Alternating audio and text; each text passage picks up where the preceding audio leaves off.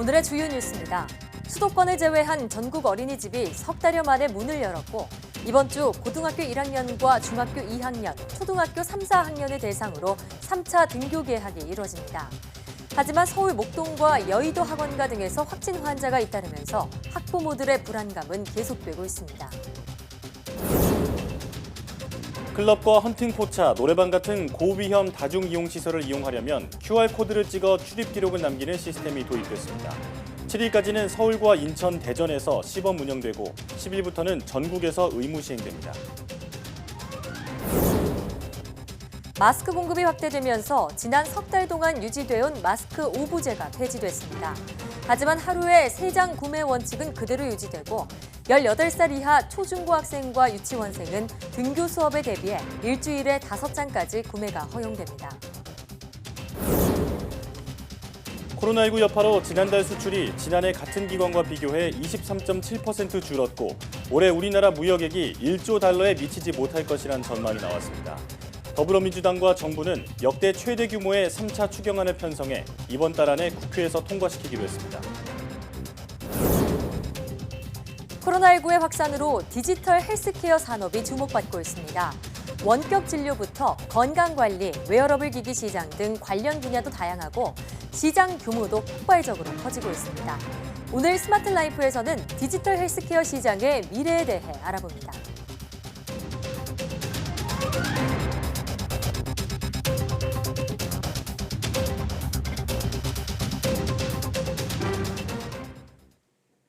여러분 안녕하십니까? 사이언스 투데이입니다.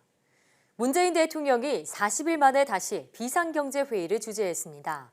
하반기 경제정책 방향으로 경제위기 극복을 최우선에 두고 재정 역량을 총동원하겠다며 역대 최대 규모가 될 3차 추경안을 국회가 조속히 처리해 줄 것을 요청했습니다.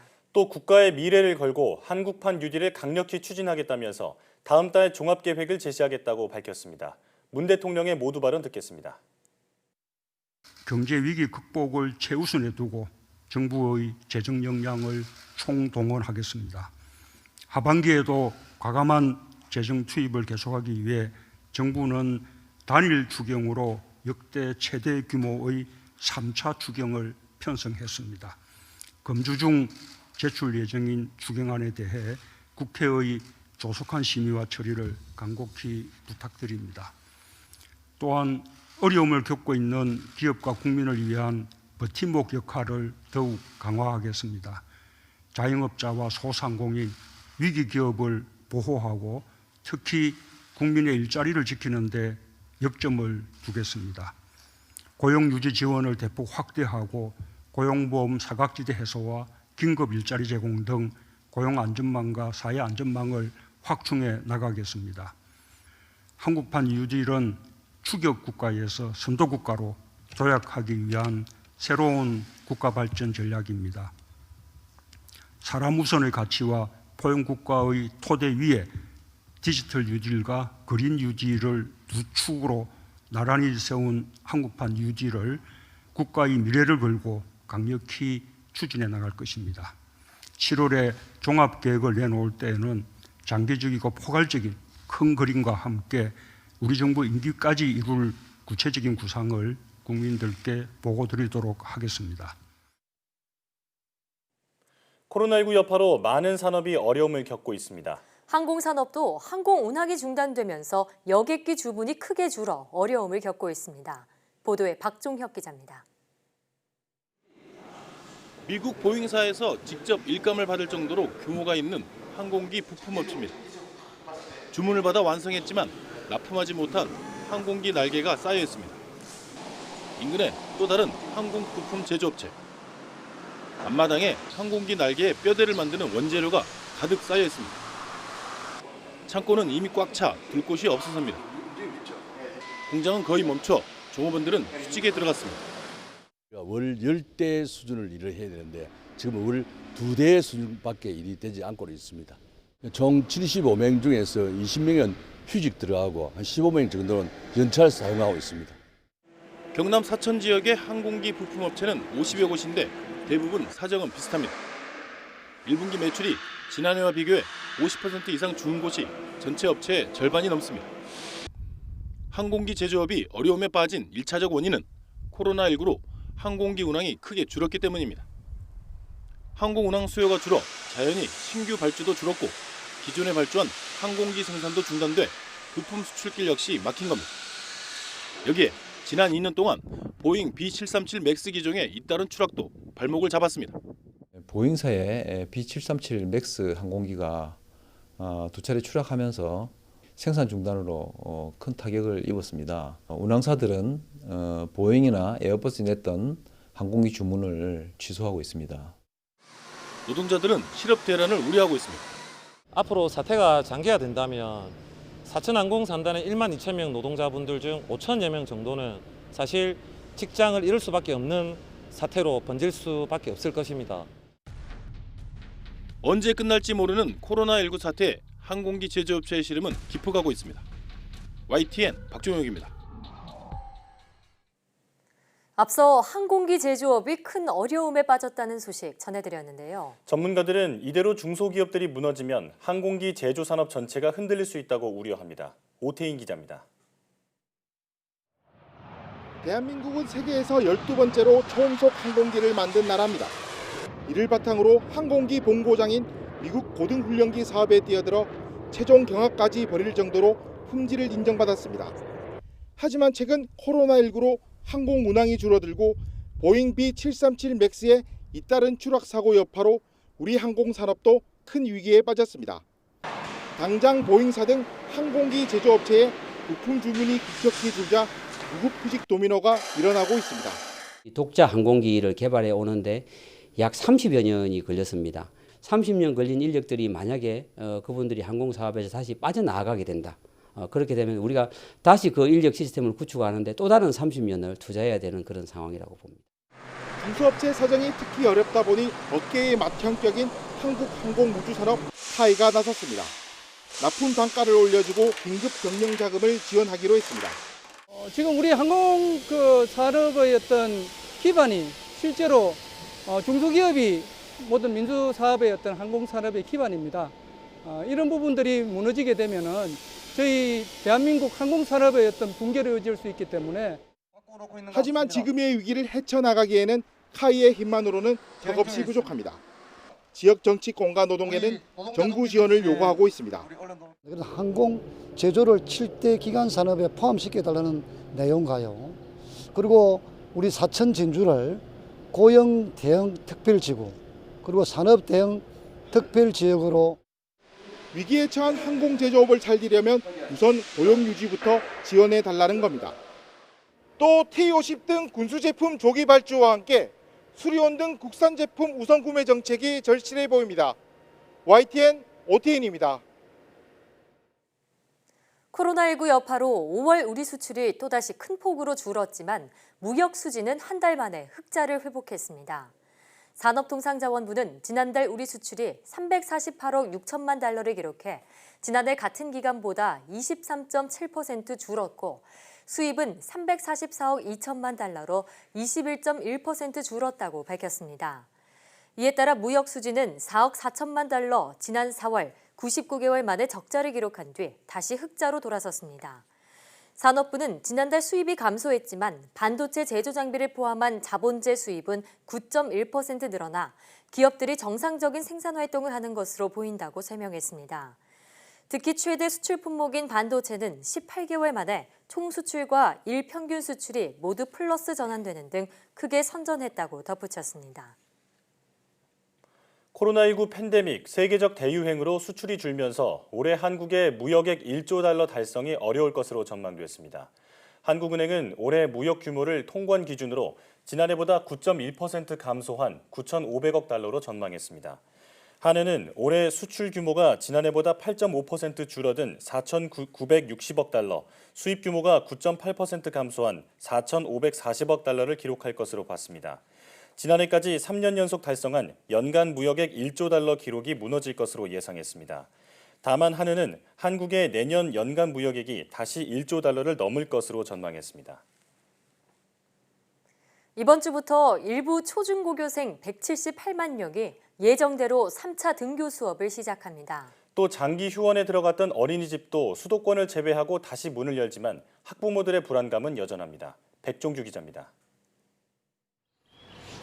3차 등교 수업 대상은 178만여 명입니다.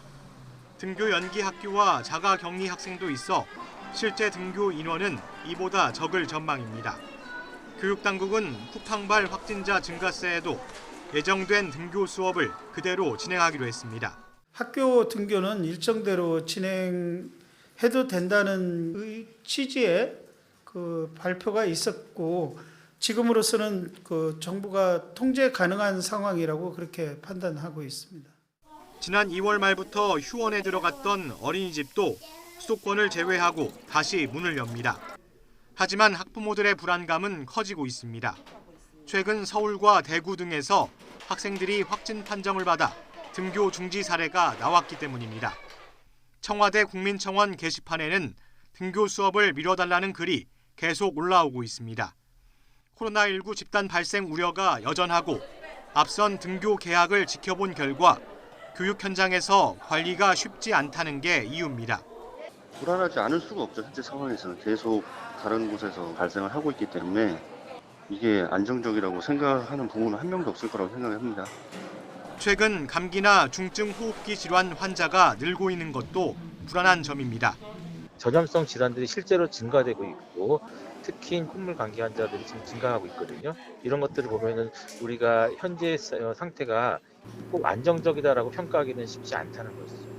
일단 예정된 등교 수업 일정은 그대로 진행될 것으로 보이지만 코로나19 확산세는 안심하기 어려운 상황이라 교육당국의 고민은 깊어지고 있습니다. YTN 백종규입니다. 등교 수업이 시작되면서 정부는 학생들에게 PC방이나 노래방처럼 사람들이 많이 모이는 곳은 가지 말라고 당부하고 있습니다. 과연 학생들은 이를 잘 지키고 있을지 홍민기 기자가 현장을 취재했습니다. 서울 목동에 있는 한 고등학교. 하교 시간이 되자 교문 앞이 학생들로 가득 찹니다. 선생님이 거리 두기를 당부하지만 학교를 빠져나온 학생들은 들은 척 만척입니다. 그렇다면 학교에선 방역 지침이 잘 지켜질까? 쉬는 시간 애들이 그래도 특별 시간에 보는 거니까 애들이 좀 쪼들기도 하고 어제 학교를 답장하는데 그런 게 없는 것 같아요. 등교 수업을 마친 학생들 상당수는 무리를 지어 PC방을 갑니다. 이곳은 도심 학원가에 있는 한 PC방입니다. 거리두기 수칙은 잘 지켜지고 있을지 제가 한번 들어가 보겠습니다. 친구끼리 바짝 붙어 게임에 정신이 팔렸습니다. PC방이나 노래방에 가지 말라는 선생님 말씀은 안중에도 없습니다.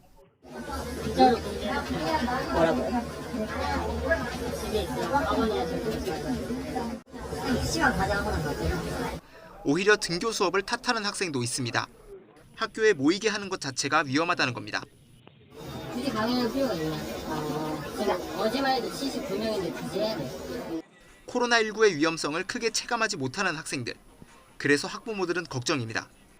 학교 시간에는 꼭 바로 집으로 오고 그렇게 하라고 하는데도 아이들이 일단 뭐 채팅방에서 따로 이제 만나자고 PC방 가자고 따로 약속을 하는데 일단은 부모들 입장에서는 이제 걱정이 되니까는 등교 수업을 계속해야 한다면 방과 후 학생들에 대한 생활 지도가 더욱 엄격할 필요가 있어 보입니다.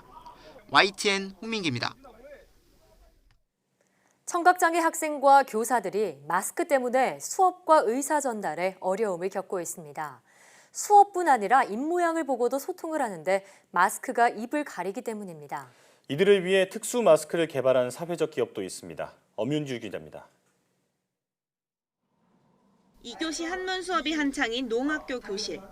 고3 학생 7명을 대상으로 수어와 구화로 강의하는 선생님이 음식을 만들 때 주로 쓰는 투명 마스크를 꼈습니다.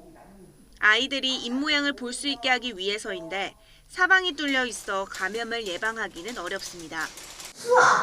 수화 뜻이 뭐야? 수화 뜻이 뭐예요? 반면 학생들이 쓴 건 보건용 마스크. 감염을 막아주는 필수품이지만 원활한 수업을 어렵게 하는 골칫거리이기도 합니다. 맞아? 아니야. 몰라? 아이들과 마찬가지로 귀가 불편한 선생님은 몇 번이고 되물을 수밖에 없습니다. 하루 종일 수업을 하면서 불편한 점도 있고 춤을 안 춰줘서 일타소통도 어렵다고 생각해서 불편도 많다고 생각합니다. 안 들리니 벗으라고 할 수도 없고 이대로 진행하기도 힘든 상황. 선생님들은 아이들이 수업을 따라오지 못할까 걱정입니다. 아이들이랑 이렇게 질문했을 때 표정이 다 드러나요. 알고 있는지 모르는지. 근데 그런 부분이 이제 눈 빼고는 다 가려져 있기 때문에 애가 이해를 했나 아니면 잘 모르나 이런 부분을 제가 파악하기 좀 많이 어렵거든요. 등교가 시작되고 비장애인보다 몇 배로 어려움을 겪는 청각장애인들의 안타까운 소식에 투명 보건용 마스크를 개발한 사회적 기업도 있습니다. 이 기업은 장애 학생들 교실에 마스크를 2만 장가량 기증하기로 했습니다. 인력이나 재원이 부족해서 후원금도 받고 있어요. 근데 사실 이게 해보니 작은 민간에서 하기에는 만만치 않은 작업인 것 같고 정부 차원에서 관심과 지원이 필요한 시기라고 생각이 들고 다만 이 마스크는 교사들에게만 우선 지급될 예정입니다. 전국의 청각장애 학생은 6,200여 명. 학습권이 제대로 보장되려면 마스크 지원 등 정부와 민간이 힘을 합친 정책적 뒷받침이 필요합니다. YTN 엄윤주입니다. 마스크 수급 상황이 나아지면서 요일별 구매 오부제가 폐지됐습니다. 식품의약품안전처는 출생연도에 따라 정해진 요일에 공적 마스크를 사도록 한 오부제가 폐지돼 앞으로 언제든 마스크를 살 수 있다고 밝혔습니다. 공평한 구매를 위해 마스크 중복 구매 확인 제도는 그대로 유지돼 기존 1인 3장 구매 원칙은 계속 유지됩니다. 다만 본격 등교 수업을 시작하는 18살 이하 초중고학생과 유치원생은 안심하고 수업을 받을 수 있도록 일주일 5장 구매를 허용했습니다. 식약처는 또 여름철 더위에 대비해 얇은 수술용 마스크 생산량을 2배 이상 늘리고 수술용과 비슷한 일반인용 비말 차단용 마스크 유형을 새로 만들어 생산을 허가하기로 했습니다. 이와 함께 정부에 납품하는 공적 마스크 의무 공급량을 기존 생산량의 80%에서 60%로 낮춰 민간 유통 물량을 늘린다는 방침입니다. 6월부터 시작되는 다중이용시설과 사업장의 전자출입 명부 시범 사업과 관련해 정부가 개인정보 보호 관리를 강화할 계획입니다. 박능후 중앙재난안전대책본부 1차장은 중대본 회의를 주재하며 사업장이나 업소에서 출입자를 확인하기 어려웠던 기존 수기 명부의 문제점을 보완하되 개인정보 보호에 문제가 없도록 관리할 계획이라고 밝혔습니다.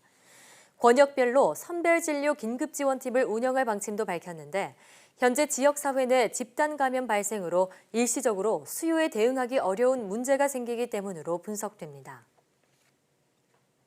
코로나19 여파로 외국인 노동자들이 2달째 입국하지 못하면서 농촌은 인력난에 시달리고 있습니다. 특히 숙련도가 높고 장기간 고용이 가능한 인력이 턱없이 부족해서 수확마저 차질을 빚고 있습니다. 송세혁 기자가 취재했습니다. 농번기인 요즘 일할 사람을 구하지 못해 애를 태운 강릉의 한 과수원입니다. 공무원 10여 명이 배나무에서 열매를 솎아냅니다. 인근 옥수수 밭에서는 항공사 직원들이 잡초를 뽑느라 구슬땀을 흘립니다. 코로나19로 외국인 노동자 입국이 제한되면서 농촌 일손 부족이 심해지자 자원봉사에 나선 겁니다. 저희도 힘들지만 지금 일손이 많이 부족한 농가에 와서 같이 좋은 일 하면은 저희도 뿌듯하고 보람찰 것 같아서. 코로나19로 올 상반기 단기 취업에 배정된 외국인 계절 근로자 3천여 명 가운데 입국한 사람은 단 한 명도 없습니다. 정부와 지자체는 이 공백을 메우기 위해 자원봉사자와 일용직을 지원하고 있습니다. 인력 상황실을 운영하면서 거기에서 농가들이 이제 신청이 들어오면 우리 사회단체라든가 봉사단체에다 연결을 해서. 문제는 비닐하우스에서 채소나 과일 등을 키우는 시설 원예처럼 주로 일용직이 아닌 숙련도가 높은 고정 인력이 필요한 농가들입니다. 5년 가까이 취업이 가능한 고용허가제 외국인도 올해 농축산 분야 6,400명 가운데 겨우 800여 명만 입국했습니다. 하지만 이를 대체할 인력은 마땅히 없는 상황. 여전히 코로나19가 전 세계에 확산 중이어서 3월 말 이후 끊긴 외국인 노동자 입국이 언제 재개될지도 불투명합니다. 일부 농가는 궁여지책으로 재배 면적이나 수확량마저 줄이고 있습니다. 수확을 일주일에 2번씩 해야 되는데 일주일에 2번씩 하는 거를 일주일에 1번으로 줄이고 일 양을 조금씩 줄이려고 생각을 하고 있어요. 코로나19에 따른 인력난에 농업 생산 차질까지 현실화하면서 농민들의 시름이 깊어지고 있습니다. YTN 송세혁입니다.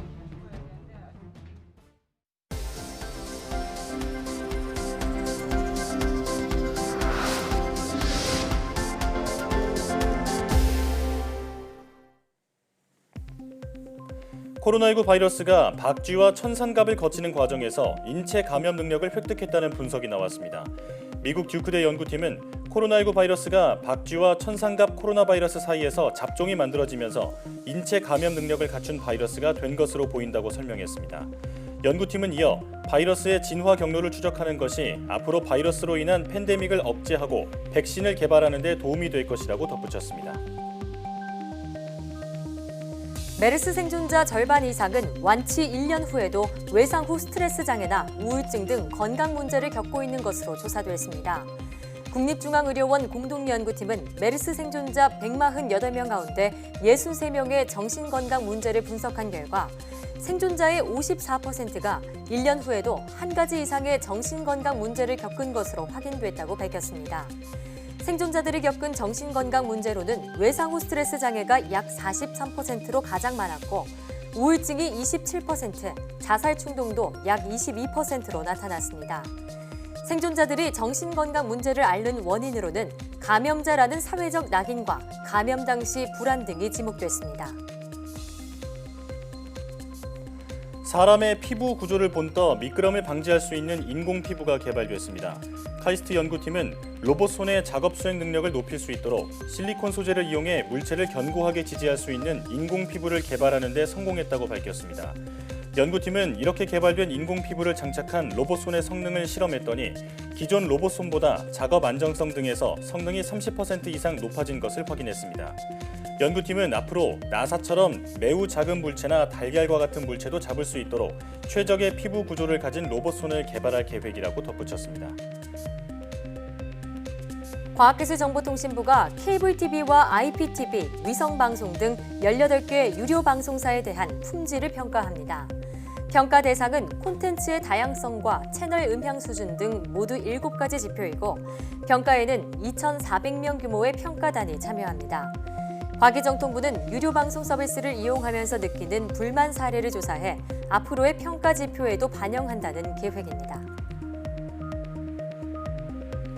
마이크로소프트가 자사 포털 MSN과 에지 웹 브라우저의 뉴스 큐레이팅 서비스를 인공지능으로 대체하기로 했습니다.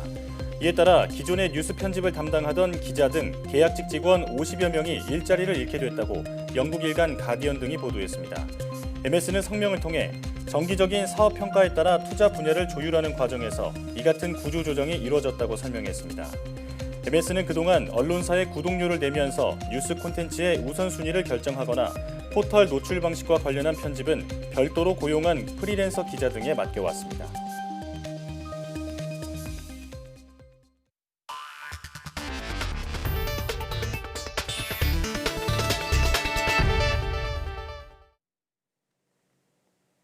민간 우주 탐사 시대를 개막한 미국의 첫 민간 유인 우주선이 발사 19시간 만에 국제 우주 정거장에 도킹했습니다. 미국의 발사 성공으로 연간 5천억 원의 수입이 사라지게 된 러시아는 우주 경쟁에 박차를 가하겠다고 밝혔습니다. 김태현 기자입니다.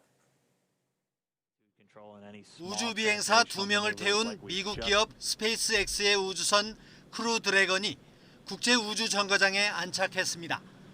발사 19시간 만에 이루어진 우주 정거장 도킹은 자동으로 매끄럽게 진행됐습니다. 우주 비행 관제팀과 미 항공우주국, 나사의 베테랑 우주비행사 더글러스 헐리와 로버트 벤케는 도킹 성공을 축하하며 찬사와 덕담을 나눴습니다.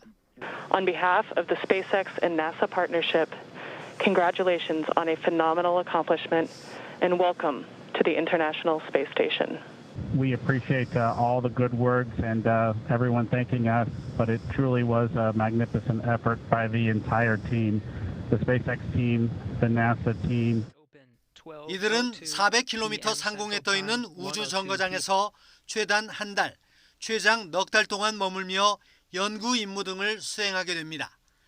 미국의 유인 우주선 발사는 2011년 아틀란티스 호 이후 9년 만이며 민간 기업으로는 처음입니다. 테슬라 최고 경영자 일론 머스크가 설립한 스페이스X는 유인 우주선을 발사하며 민간 우주 탐사 시대의 개막을 알렸습니다. 미국은 2011년 자국의 우주 왕복선이 모두 퇴역한 뒤 러시아에 우주인 운송을 맡겨왔습니다. 러시아는 나사가 지급한 비싼 운송료로 해마다 5천억 원을 벌어왔습니다. 러시아 우주 당국은 미국의 발사 성공을 축하하면서도 앞으로 우주 개발 경쟁에서 뒤처지지 않겠다는 입장을 밝혔습니다. YTN 김태현입니다. 스페이스X의 유인 우주선 발사는 우주 상업화 시대를 앞당길 전망입니다. 우주개발 후발주자인 우리나라도 민간의 우주개발 참여를 유도하는 등 우주 상업화에 대비해야 한다는 지적입니다. 이성규 기자입니다. 일명 우주택시로 불리는 유인 우주선 발사의 주인공은 나사가 아닌 민간 우주기업 스페이스X입니다. 스페이스X는 발사 로켓인 펠컨9과 우주선인 크루 드래곤을 제작해 이번 발사를 주도했습니다. 나아가 나사가 발주한 2024년 아르테미스 달 탐사에 쓰일 착륙선 개발에도 입찰했습니다. 또 다른 민간 우주기업인 보잉도 올해 안으로 우주택시 사업화에 돌입할 계획입니다. 과거 나사가 주도했던 미국의 우주 개발의 주도권이 서서히 민간 기업으로 옮겨가면서 상업화도 그만큼 앞당겨질 것으로 보입니다. 우주인을 이제 그 우주 정거장에 보내는 이런 서비스마저도 이제 민간 기업이 이런 상용 서비스로 제공했다는 점에 있다고 볼 수 있고요. 앞으로 이런 트렌드가 미국뿐만 아니라 유럽이라든가 중국, 일본, 러시아 이런 쪽으로 전 세계적으로 점점 일반화될 것으로 예상이 됩니다. 이에 따라 우주 개발 후발주자인 우리나라도 우주 상업화 시대에 대비해야 한다는 지적입니다. 우주 개발은 천문학적인 비용이 들고 고도의 기술 축적이 필수적이어서 아직은 국내 민간 기업의 우주 개발 참여는 미미한 수준입니다. 그러니까 민간이 꼭 참여를 해야 되는 게 이제 어떤 대세인 것 같고요. 그냥 민간이 그냥 단순히 그냥 참여를 하는 게 아니라 민간이 참여를 해서 어떤 결실을 맺을 수 있도록 인프라를 구축하는 어떤 전략적인 접근이 필요하지 않을까 이렇게 보고 있습니다. 현실적으로 나사의 2024년 아르테미스 달 탐사 프로젝트에 국제 파트너로 참여해 우주 개발 역량을 축적하는 것이 우선입니다. 또 내년 한국형 발사체 누리호 발사와 내후년 나사와 함께 추진 중인 달 궤도선 발사 등도 당면 과제로 꼽힙니다. YTN 사이언스 이성규입니다.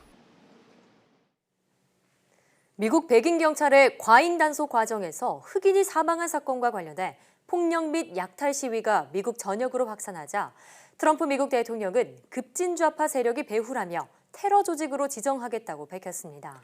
오브라이언 안보보좌관도 이를 확인하며 시위의 진상을 규명할 것이라고 강조했습니다. 워싱턴에서 강태욱 특파원의 보도입니다. 미국 텍사스주 댈러스에 있는 한 상가입니다. 간밤에 약탈이 이뤄진 뒤 날이 밝자 주인들이 나와 박살난 유리 파편을 치우는 등 청소하고 있습니다. LA에서는 차를 대놓고 상가의 물건을 훔쳐가는 장면이 목격되기도 했습니다. 트럼프 대통령은 이처럼 약탈과 폭력 시위 배후에 급진 좌파인 안티파가 있다고 지목했습니다. 주 방위군이 미니애폴리스에 도착하자마자 안티파가 이끄는 무정부주의자들을 신속하게 진압했다고 밝혔습니다. 그러면서 안티파를 테러 조직으로 지정할 것이라고 말했습니다.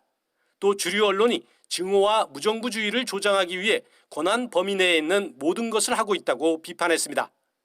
로버트 오브라이언 국가안보보좌관도 폭력 시위가 안티파에 의해 추동되고 있다며 진상을 규명할 것이라고 강조했습니다. 하지만 아직 연방정부 차원에서 방위군을 투입하거나 통제하지는 않을 것이라고 말했습니다. We're not going to federalize the Guard at this time, but if necessary, we have further military assets that can be deployed, military police units and that sort of thing that can be deployed if the governors and the mayors need it and they can't get control of the situation. 다만 주지사들과 시장들이 도시를 통제하기 위해 필요한 무엇이든 할 것이라며 여지를 남겼습니다. 워싱턴에서 YTN 강태욱입니다.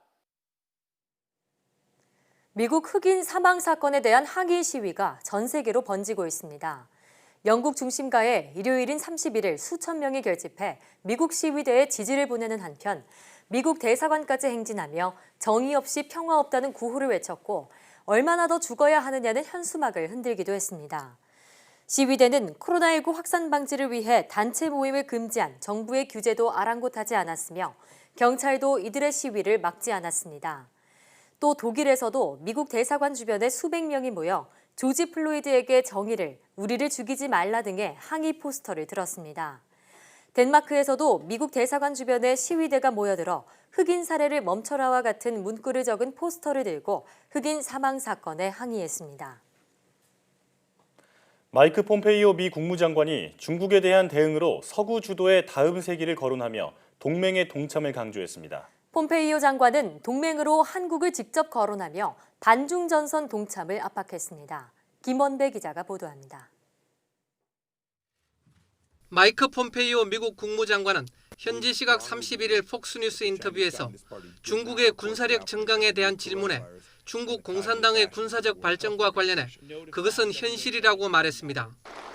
이어 시진핑 중국 국가주석을 직접 겨냥해 시 총서기는 그의 군사적 능력을 증강하는 데 몰두하고 있다고 말했습니다. 폼페이오 장관은 시진핑을 국가주석을 뜻하는 프레지던트가 아니라 공산당 총서기를 뜻하는 제네럴 세크러터리로 칭했고 중국 정부란 말 대신 중국 공산당이란 용어를 사용했습니다. 폼페이오 장관은 미 국방부는 이러한 위협을 분명히 이해하기 위해 할 수 있는 모든 것을 하고 있다고 강조했습니다. 이어 트럼프 대통령 하에서 미 국방부와 미군, 미국의 국가안보기관들은 인도, 호주, 한국, 일본, 브라질, 유럽 등 전 세계 우리의 동맹들과 좋은 파트너가 될 수 있는 상태를 유지시킬 것이란 점을 확신하고 있다고 말했습니다. 그러면서 이들 나라와 좋은 파트너가 될 수 있으며 다음 세기도 계속해서 미국에서 누리는 자유를 본보기로 한 서방 주도의 세기가 되도록 보장할 수 있다고 강조했습니다. 폼페이오 장관이 거론한 동맹들 가운데 한국, 호주, 인도는 트럼프 대통령이 하루 전 G7의 확대 개편을 언급하면서 거론한 나라들입니다. 폼페이오 장관은 오늘날의 중국 공산당은 10년 전과는 다르다며 현 중국 공산당이 서구의 신념과 민주주의, 가치를 파괴하는 데 몰두하고 있다고 맹비판했습니다. 그러면서 그것은 미국 국민을 위험에 처하게 한다고 덧붙였습니다. 폼페이오 장관은 중국 공산당발 위협은 중국 공산당의 교리와 이념이란 본질에서 나온다고 생각한다고 말했습니다. 그러면서 이것이 미국이 서구의 민주주의를 사랑하는 전 세계의 파트너들과 함께해 나가야 할 무언가라고 생각한다. 우리는 한동안 이 문제를 다루게 될 것이라고 밝혔습니다. 미국이 군사 부분에서도 중국 공산당을 견제하는데 동맹의 동참을 압박하고 나서면서 우리나라에 큰 부담이 될 것으로 보입니다. YTN 김원배입니다. 중국의 코로나19 확진자 수가 최대 연례 정치 행사 양회가 끝난 이후 다시 조금 증가했습니다. 중국 국가위생건강위원회는 31일 하루 16명의 코로나19 신규 확진자가 발생했으며 모두 해외에서 유입된 사례로 나타났다고 밝혔습니다. 지역별로는 쓰촨에서 11명이 확진 판정을 받았고 네이멍구 3명, 광둥 2명 등이라고 설명했습니다. 중국의 코로나19 하루 신규 확진자는 지난 21일부터 28일까지 8일 동안의 양회 기간에 한 명도 없었거나 한 자릿수에 그쳤다가 양회가 끝난 지 이틀 만에 다시 증가한 겁니다. 중국 국가위생건강위원회는 또 하루 무증상 환자도 16명이 발생했지만 코로나19로 인한 사망자는 발생하지 않았다고 덧붙였습니다. 이로써 중국 보건당국의 발표에 따른 중국 본토의 코로나19 누적 확진자 수는 31일 자정을 기준으로 83,017명이고 누적 사망자 수는 4,634명으로 집계됐습니다. 일본 정부가 코로나19 확산 실태를 파악하기 위해 국민 10,000명을 대상으로 항체 검사를 시작했습니다. 일본 후생노동성은 도쿄도와 오사카부, 미야기현 등 3개 광역자치단체에 사는 주민 각각 3,000여 명을 무작위로 뽑아 코로나19 항체 조사에 착수했다고 교도통신이 보도했습니다. 항체 검사는 감염 여부를 진단하는 PCR 검사와 체내에 바이러스에 대한 항체가 형성됐는지를 확인해 코로나19에 감염됐던 적이 있는지 확인하는 검사입니다. 일본 정부는 이 검사를 통해 확보한 자료로 무증상 감염자와 감염 후 회복한 사람의 비율을 추산해 코로나19가 다시 확산할 경우에 감염자 규모 등을 예측하는 자료로 쓸 방침입니다.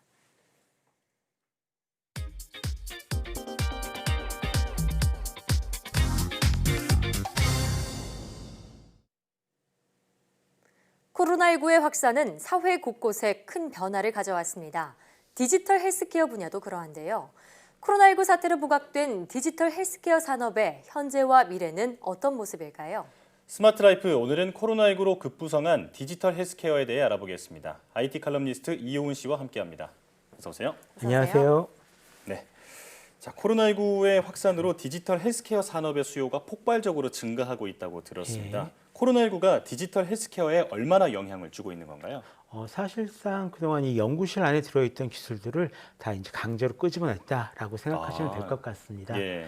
사실 지금까지 디지털 헬스 기술은 여러 가지 방면으로 많이 소개되긴 했었거든요. 근데 이 비대면 진료부터 시작해서 인공지능이 건강을 상담해 주는 것도 있었고요. 또 스마트 체중계나 웨어러블 기기를 이용해서 건강과 운동량 체크하는 일은 좀 많이들 들어보셨을 겁니다. 네. 하지만 좀 명확한 성과가 나온 적은 좀 드물었었습니다. 네. 사실 디지털 헬스케어는 그동안 꽤 성장해온 분야인데요. 왜 이렇다 할 성과가 없었을까요? 일단 원격 진료 같은 경우에는 좀 많은 반발을 좀 불러일으키기도 했었고요. 예. 또 이 많은 스마트 헬스 기기들은 안마의자처럼 좀 건강용품에 가깝다라는 이미지였던 게 사실입니다. 예. 근데 쓰긴 쓰는데 정말 좋아지긴 하는 걸까 하는 정도였던 거죠. 예. 또 인공지능이 치료를 지원하는 기술도 막상 써보니 좀 한계가 많았다라는 평가를 받았습니다. 네. 그런데 이번에 코로나19를 계기로 사람들에게 정말로 필요한 기술이 무엇인지를 이제 확인했고요. 거기에 좀 집중할 수 있게 된 겁니다. 예. 이전까지는 아이디어를 제시하고 그걸 좀 확인하는 차원이었으면 이제는 진짜 문제를 해결해야만 되는 그런 시기가 왔다고 볼 수 있는 거죠. 네. 어떻게 보면 코로나19가 디지털 헬스케어를 지원하는데 큰일 났다라고 볼 수 있겠습니다. 네. 자, 그런가 하면 문재인 대통령이 취임 3주년 연설에서 비대면 의료 서비스를 집중적으로 육성하겠다 이렇게 밝혔는데 그렇다면 현재 디지털 헬스케어는 어느 쪽에 초점을 맞추고 있는 건가요? 이전까지 디지털 헬스케어 같은 경우는 맞춤형 건강관리 또는 맞춤형 의료, 인공지능을 이용한 진단과 치료 등을 위해서 쓸 수 있다 이렇게 이야기를 했었는데요. 예. 코로나19로 인해 그 역할이 조금 바뀌었습니다. 지금 시기 최우선 과제는 아무래도 이 코로나19 치료와 예방을 지원하고 사람들의 건강을 지키는 그런 일이잖아요. 네. 그래서 예를 들어서 이제 구글과 애플이 공동 개발한 코로나19 추적 앱이 있습니다. 정확히는 추적 앱을 만들 수 있는 기술을 이제 제공하고 있는 건데요. 예. 현재 미국에선 알라바마주 등 3개 주가 추적 앱 적용에 나섰습니다. 이 앱이 운영되는 방식을 보면 사전 동의한 사람들한테만 있을 수가 있고요. 네. 사용자가 앱을 설치하면 스마트폰이 이 단거리 블루투스 신호를 통해서 가까운 거리, 그러니까 내가 스쳐 지나가는 사람들의 이 스마트폰 기록을 다 기록을 하게 됩니다. 예. 그래서 이 중에서 한 명이 확진이 됐다라고 판정받으면 당신은 확진자와 스쳐 지나간 적 있습니다라고 이제 딱 알려주는 겁니다. 이런 식으로 해가지고 하는 이런 기술들을 지금 이제 사용을 하고 있는 이제 그런 상황이고요. 예. 태국에서는 타이짜나라는 앱을 쓰고 있습니다. 예. 이 쇼핑몰이나 음식점에 들어갈 때마다 들어갈 때도 한 번 찍고 나올 때도 한 번 찍고 이런 식으로 해야 되는 앱인데 확진자가 발생할 경우 좀 더 쉽게 접속자를 추적할 수 있도록 만들었다고 합니다. 네. 코로나19 확산을 막기 위해서는 빠른 역학조사가 무엇보다 관건인데 말씀하신 코로나19 추적 앱이 그 역할을 톡톡히 할 거란 생각이 듭니다. 자, 그런데 프라이버시 침해 우려는 없을지 좀 궁금해지는데요. 어떻게 생각하시나요? 이 추적 앱 같은 경우는 크게 두 가지 방식으로 나뉩니다. 예. 분산형, 그다음에 중앙 집중형이라고 부르는데요. 구글과 애플이 만든 앱 같은 경우는 분산형이고 개인정보를 정보기관에 모두 보내거나 하지는 않습니다. 반면 중국, 호주, 인도, 심지어 영국 등에서 만든 중앙 집중형 앱 같은 경우는 이 정보를 정부에서 관리합니다. 예. 이 때문에 코로나19가 끝나도 국민을 감시한 용도로 쓸 수 있다라는 우려가 제기되고 있는데요. 예. 이게 사실이긴 합니다. 그렇군요. 예, 그리고 효과도 크게 장담할 수는 없습니다. 예. 제대로 활용되려면 정보가 표준화되고 좀 쉽게 사용할 수 있고 또 이 정보 관리에 대한 신뢰성이 있어야 하거든요. 예. 이 부분은 좀 정치적으로 해결해야 될 문제인데 아직은 국제적으로 봤을 때 다른 이 국내 감염 상황을 해결하기도 벅차서 예. 거의 신경 쓰지 못하고 있는 그런 상황입니다. 네. 실제로 얼마 전에 카타르에선 이 코로나 추적 앱을 통해서 100만 건이 넘는 개인정보가 노출된 적이 있었습니다. 예. 그래서 스위스에서는 이달 중순서부터 이 코로나19 추적 앱을 좀 시범 운영 중이긴 하지만 예. 일부에서 이 개인정보 보호에 대한 우려를 제기하고 있으니까 정부는 개정안을 통해서 앱 사용을 통한 법적 근거를 따로 마련하기도 했다라고 합니다. 네. 자, 애플의 최고 경영자 팀 쿡도 이 접촉자가 코로나19 확진자의 신분을 알 수는 없도록 이 앱을 설계하겠다라고 밝혔다고 하는데요. 자, 사생활 침해를 최소화하는 이러한 방식의 논의가 계속 이어져야 할 것 같습니다. 자, 그런가 하면 코로나19로 인해서 웨어러블 기기 시장도 눈에 띄게 성장하고 있다 들었거든요. 네, 그렇습니다. 이 스마트워치 같은 웨어러블 디바이스는 좀 예전까지는 좀 장난감이나 액세서리 같은 그런 존재였는데요. 하지만 이 코로나19로 인해서 바이러스와 함께 지내야 될 시간이 좀 길어지고 몸의 이상 증세를 좀 예민하게 체크해야 될 경우가 많이 늘었잖아요. 네. 그래서 이런 디바이스가 매우 필요한 상황이 좀 되었습니다. 예. 특히 스마트워치는 이 디지털 헬스케어의 핵심 도구로 떠오르고 있는 그런 분위기인데요.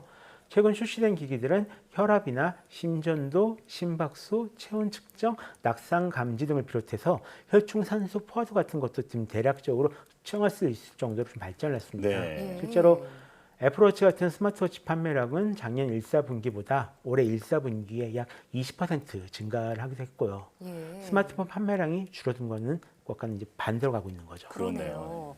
방금 혈압이나 심전도를 측정할 수도 있다고 하셨는데 고혈압 환자나 아니면 심장이 불규칙적으로 뛰는 그런 부정맥 환자들 같은 경우에는 요새 집에 있는 시간이 길어지잖아요. 네. 병원에 가지 않고도 쉽게 건강을 좀 체크할 수 있겠다 이런 생각이 드네요. 그렇습니다. 예. 자, 그러면 또 수면 중에도 또 호흡 방해 여부를 알 수 있는 그런 기술도 들어갔다고요? 예, 그렇습니다. 이 수면 중 호흡 방해 증상 여부를 확인하거나 심장이나 폐 건강 등이 이제 문제가 있는지를 짐작해 볼 수가 있고요. 예. 또 최근에는 성인병이나 기저질환을 관리할 수 있는 기능들도 일부 탑재가 되고 있습니다. 예. 실제로 해외에서는 이 사용자 심장 건강 이상 징후를 사전에 포착해서 조기에 치료받는데 도움을 준 사례가 좀 다수 보고되고 있는데요. 네. 하지만 이렇게 기능이 개발된다라고 해도 국내에서는 이 원격 의료 관련된 규제 때문에 개인 참고용으로만 활용될 수 있을 것으로 보입니다. 예. 이 측정 데이터를 제대로 활용하기 위해서는 의료진에게 보내서 전문가의 분석과 진단을 받아야 하는데요. 현재로서는 불가능한 상황입니다. 네. 자, 그런데 디지털 헬스케어가 그 건강을 관리하는 수준에서 조금 더 전문적으로 나가서 진단이나 치료까지 하는 방향으로 방향을 이렇게 튼 이유는 무엇일까요? 아무래도 병원이나 요양원에 가기 싫기 때문이겠죠. 아, 예. 예, 한국도 크게 다르진 않지만 해외에서는 이 요양원에서 코로나19 감염으로 인한 이 집단 사망자가 굉장히 많이 나왔습니다. 예. 그래서 이제는 절대로 가기 싫다라고 하시는 분들이 굉장히 늘어났다라고 합니다. 그러려면 이제 스스로 건강을 관리하고 비대면으로 좀 도움을 얻을 수 있어야 할 텐데요. 그런 필요를 이 디지털 헬스케어가 채워주고 있는 겁니다. 예. 크게 봤을 때 그 새로운 디지털 헬스케어의 트렌드는 그 가상화, 홈케어, 1차 의료 이 세 가지라고 저는 보고 있는데요. 네. 예를 들면 이런 겁니다. 평소에 스마트 기기를 이용해서 스스로 상태를 점검하다가 이상이 생기면은 이 1차로 앱을 통해서 확인을 해보게 됩니다. 우리나라에서 코로나19 자가진단 앱을 이제 쓰고 있는 거죠. 네. 거기서 이상하다 생각되면 앱으로 아니면 전화로 동네 의원 의사와 상담을 하고요. 간단한 문제면 온라인으로 처방받아서 약국에서 약을 타거나 배달시킬 수가 있습니다. 예. 한국 못하지만 해외에서는 이미 약 배송 서비스가 많이 쓰이고 있고요. 여기서 문제가 발생하면은 병원을 찾아서 검사를 받는 거죠. 이 병원이나 약국을 조금 덜 가도 된다고 하니까 예. 생각만 해도 정말 편리할 것 같은데 네. 디지털 헬스케어가 이렇게 정말 쓰이기만 한다면 우리 삶이 정말 크게 편안해질 것 같습니다. 예, 개인은 이 건강을 관리하다가 필요하면 좀 안전하게 진료를 받을 수가 있고요. 병원이나 약국은 대면 과정 없이 더 많은 환자를 만날 수가 있게 됩니다. 또 이미 쓰이고 있는 그런 기술이기도 하고요. 예. 미국 아마존에서 자사 직원들에게 제공하는 아마존 헬스케어도 이거와 굉장히 비슷하고요. 그다음에 크리켓 헬스라는 곳이 있었는데 여기는 신장 질환 환자를 위해 가정 간호를 위한 이 결합한 서비스를 제공하고 있습니다. 네. 그러니까 신장 투석 같은 것을 가볍게 집에서 받을 수 있게 도와주는 이런 서비스거든요. 예. 다만 나라마다 지역마다 상황이 달라서 거기에 적합하게 프로그램을 바꿔야만 됩니다. 또 이 서로 이해관계가 다른 부분이 굉장히 많거든요. 예. 그래서 누군가가 일방적으로 진행하기는 어려운 그런 상황입니다. 예. 사실 그동안 원격 의료도 찬반 의견이 참 극명하게 나뉘던 그런 분야였는데 코로나19를 계기로 도입 논의가 활발해지고 있잖아요. 앞으로 디지털 헬스케어 어떻게 발전해 나갈까요? 일단 이 코로나19는 우리에게 진짜 필요한 기술이 무엇인지를 알려준 그런 계기가 됐다라고 생각을 합니다. 디지털 헬스케어 쪽에선 비대면 의료 서비스의 필요성을 인지하게 됐고요. 개인 건강관리 방법의 변화를 가져올 거라고 생각하고 있습니다. 네. 아프기 전에 미리 점검하고 전염병이 유행해도 좀 안전하게 지낼 방법을 이제 모색하게 될 텐데요. 예. 아무래도 이 개인정보 보호 같은 민감한 문제에 대한 이 동의가 필요한 만큼 더욱 많은 좀 토론이 필요하지 않을까 생각을 하고 있습니다. 오늘 설명해 주신 것처럼 코로나19가 디지털 헬스케어 시대를 앞당기고 있는데 개인정보 문제나 인권 문제 같은 부작용이 없도록 정책적으로 세심하게 조율해야 할 것 같습니다. 지금까지 IT 칼럼니스트 이효은 씨와 함께했습니다. 오늘 말씀 잘 들었습니다. 고맙습니다.